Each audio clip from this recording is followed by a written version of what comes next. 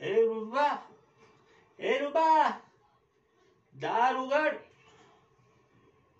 रुबा, ए रुबा, दार उघड.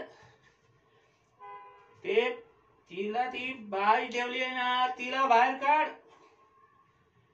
मला आमचं घर काय तुला अनाथ आश्रम वाटलं काय? विना भाड्याची तू कोणाला पण आणून ठेवते आपल्या घरात. तिला सांग, महिन्याला जर भाडं नाही भेटलं ना तर तिला घर सोडावंच लागेल. आम्ही इथं फुकटचा आश्रम नाही उघडून ठेवलेला आहे किंवा धर्मशाळा नाहीये की कोणी पण येतं आणि कोणी पण राहतं आमच्या घरात.